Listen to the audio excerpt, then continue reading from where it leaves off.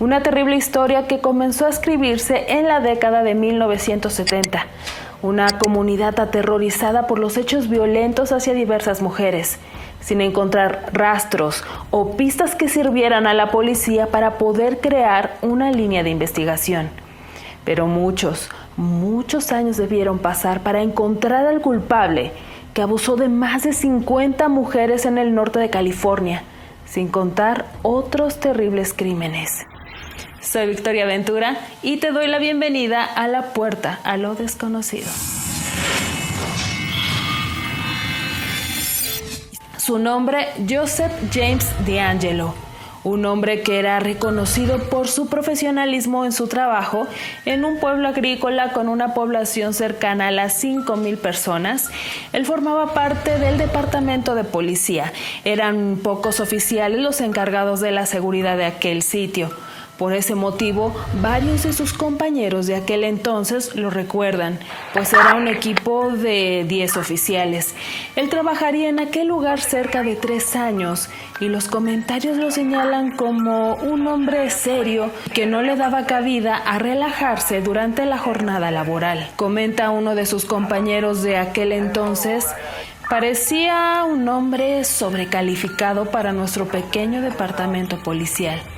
Pero aquel hombre, con fachada de responsable y sobrecalificado, escondía oscuros secretos que poco a poco fueron siendo revelados, dejando a todos quienes lo conocieron atónitos. Después de aquellos años trabajando en aquel pequeño pueblo, se mudó al norte cerca de Sacramento para pertenecer a un nuevo equipo policial. Y así, poco a poco, la telaraña de crímenes se comenzaría a tejer. Su paso por ambas comunidades coincidirían con diversos ataques reportados. Pero nadie dudaba de aquel hombre. Los investigadores estaban sorprendidos de cómo podía siempre salirse con la suya, como si supiera de antemano todo lo que debía hacer para no ser detectado, lo cual hizo sospechar a la policía que se trataba de una persona con entrenamiento militar. Pero, ¿quién era? DeAngelo ingresó a las fuerzas policiales después del servicio militar. Sirvió para la Marina de los Estados Unidos en la Guerra de Vietnam. Realizó sus estudios para obtener una licenciatura en justicia penal. Por aquella época, conocería a su esposa Sharon y se casarían en 1973. Y de aquella unión nacerían 3 hijas. Se divorciarían en 1991. Su excompañero recuerda que DeAngelo fue despedido en 1979. El motivo: ser atrapado robando repelente de perros y un martillo. Pero de algún modo, en ese entonces, aquel robo tenía cierto sentido para sus compañeros, ya que con regularidad los policías llevaban consigo repelente para perros, porque al igual que los carteros, se acercaban a las puertas y es común que los perros se pongan ansiosos por la presencia de un extraño. Por lo tanto, no levantó ninguna sospecha, aunque ese acto lo condenó a ser removido de sus funciones para el departamento de policía, además de ser condenado a 6 meses de libertad condicional y a pagar una multa de $100. En 1975 fue cuando llevó a cabo su primer gran crimen, intentando secuestrar a una joven mientras ella dormía. El padre de la chica, al escuchar el ruido, descubrió a DeAngelo, pero lamentablemente él le quitaría la vida al momento de interrumpir su plan. Su modus operandi llamó mucho la atención, ya que los crímenes comenzaron a ser más frecuentes. Los testigos y algunas de las víctimas reportaban a un hombre con pasamontañas que primero les apuntaba con una linterna directamente a los ojos, para así deslumbrar a la víctima, la cual recibía amenazas para posteriormente abusar de ellas. Por lo general, elegía casas de un piso y realizaba los crímenes por la noche, además de robar objetos de valor. Y otra práctica frecuente era que si la víctima tenía compañía, él apilaba platos en la espalda de aquella persona y le decía que si los platos se movían, le quitaría la vida. En ocasiones, un crimen era cometido pocos días después de otro, La frecuencia de dichos actos y el modo de operar hicieron que la policía lo catalogara como un... Era conocido por distintos nombres, hasta que los investigadores se dieron cuenta que todos esos crímenes en distintos condados eran perpetrados por la misma persona. Así que aquel criminal recibiría el nombre de el asesino de Golden State. Ser más explícita con los crímenes que realizaba sería realmente imposible, pues como ya todos ustedes saben, la plataforma no lo permite, pero sí les puedo decir que era descrito como una persona a la cual no le importaba la vida humana, pero sí se podía ver en aquellas escenas del crimen que definitivamente disfrutaba infligir dolor en la gente. En el condado de Sacramento decían que en cada ataque sacaba su lado más sádico. Incluso podía permanecer durante horas en el domicilio de las víctimas. Llegaba a tomar un descanso mientras se hacía algo de comer y después continuaba atormentando y lastimando a aquellas inocentes personas. Se sabe que a sus víctimas les dijo con frecuencia: estarás en silencio para siempre y me iré en la oscuridad. Su última víctima sería la joven Janelle Cruz, un crimen cometido el 5 de mayo de 1986. Janelle tenía 18 años y su familia se encontraba de vacaciones. Ella salió de trabajar y estaba con una amiga en su cuarto. La amiga recuerda que escucharon ruidos de una puerta que se cerraba, pero ya era tarde y tenía que ir a su casa. Así que se marchó dejando sola a su amiga. Janelle, una vez sola, salió a realizar una compra a las 11:15. Un vecino recuerda haber escuchado la puerta de su garaje al cerrarse y posteriormente ocurriría la tragedia. A las 5 de la tarde del día siguiente, una agente inmobiliaria ingresó a la casa, pues la familia pensaba venderla, así que tenía una cita con unos posibles compradores y sería ella quien encontraría el cuerpo de la joven. Ese crimen sería el último de D'Angelo. Tuvo nietos y se convirtió en un vecino tranquilo, un anciano de mal carácter que, según sus vecinos, cuidaba mucho el césped. La búsqueda de esta persona se prolongó durante casi 4 décadas, porque en efecto se trataba de un ex policía, un hombre que sabía perfectamente cómo funcionaba una investigación y cómo debía actuar para no dejar rastro y ser descubierto. Sus ejecuciones eran prácticamente perfectas.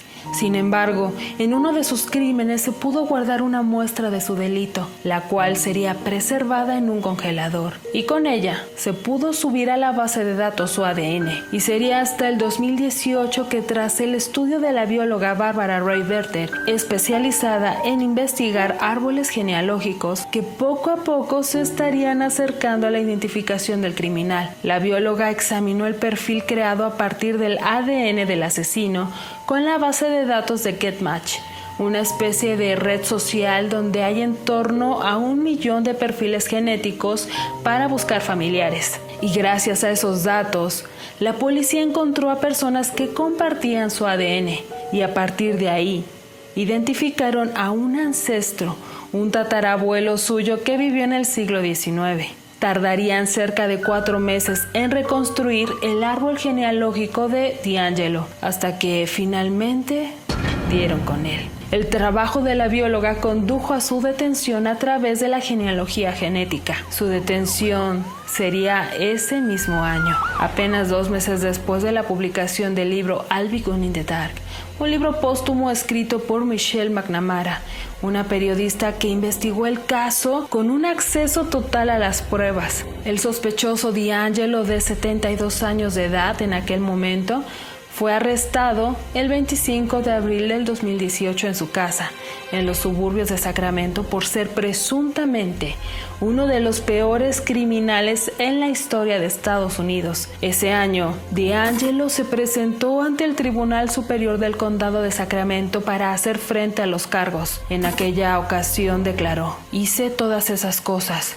Destruí sus vidas, así que ahora tengo que pagar el precio". Además, señaló a su alter ego, Jerry, como el único culpable y dijo: "No tuve la fuerza de expulsarlo, me obligó".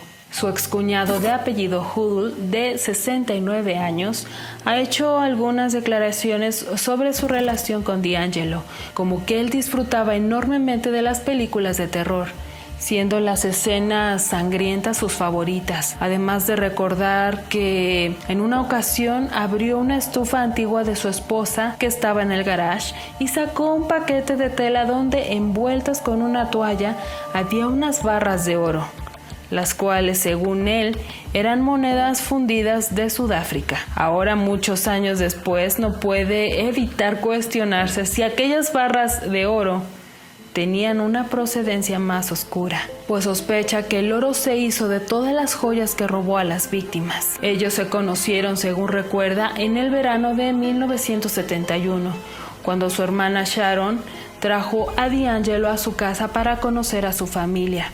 Su hermana tenía 17 años, mientras tanto D'Angelo tenía 25 años. Él también cuenta que en ocasiones le hablaba de su exnovia llamada Bonnie, diciéndole que ella le había roto el corazón y que era el amor de su vida. Él nunca supo por qué Bonnie rechazó a D'Angelo, pero al parecer tenía una obsesión con ella, a tal grado que algunas víctimas describieron al atacante como alguien llorón e inestable, que gritaba: "Te odio, Bonnie". Su excuñado simplemente lo recuerda como alguien falso, como de plástico, sin sentimientos, y que le gustaba fabricar historias sobre sí mismo, que lo hacían parecer alguien muy importante. Esta fotografía que estás viendo ahora mismo muestra a D'Angelo junto a su sobrina, hija de Hoodle, su cuñado. 2 años más tarde, el acusado, ya con 74 años, nuevamente en el tribunal, se declaró culpable de...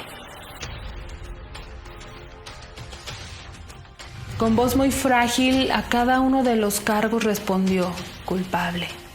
A cada uno de los horribles hechos probados respondió: lo admito. El acusado ha aceptado declararse culpable de los cargos a cambio de 11 cadenas perpetuas consecutivas, para de ese modo eludir la pena de muerte. La sentencia definitiva será dictada en agosto. Hoy se sabe que D'Angelo, como casi todos los criminales, tuvo una infancia traumática, marcada por un episodio que nunca pudo olvidar, un crimen que involucraba a su pequeña hermana de 7 años. Según él cuenta, que comenzó a meterse a los departamentos y a robar algunas cosas porque una voz en su cabeza se lo pedía, y así comenzó a escalar cada vez más, hasta llegar a ser uno de los peores criminales de Estados Unidos. Pues bien, amigos, ¿qué opinan de este caso? Recuerden que siempre los estoy leyendo y dejándoles un corazón o mi respuesta, así que espero saber de ustedes en los comentarios. También los invito a que sigamos en contacto en mis redes sociales. Me encuentran en Facebook e Instagram como La Puerta a lo Desconocido. Los links están en la descripción. Te mando muchos saludos y nos vemos hasta la próxima. Bye.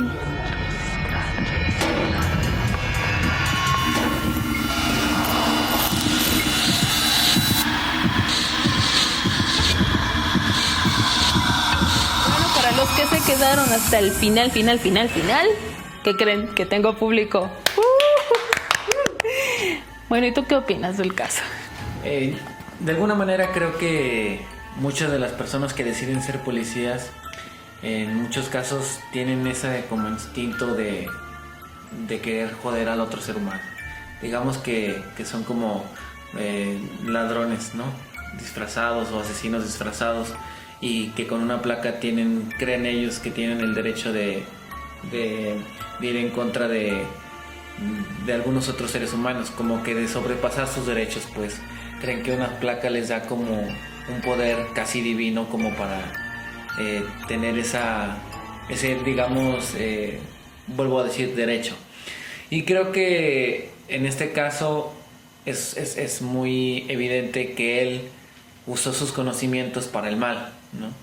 Todos esos conocimientos, por ejemplo, de un cerrajero que puede abrir una puerta muy fácil, tiene el poder de robarte tu casa, pero su ética no se lo permite, y muchos policías carecen de esa ética.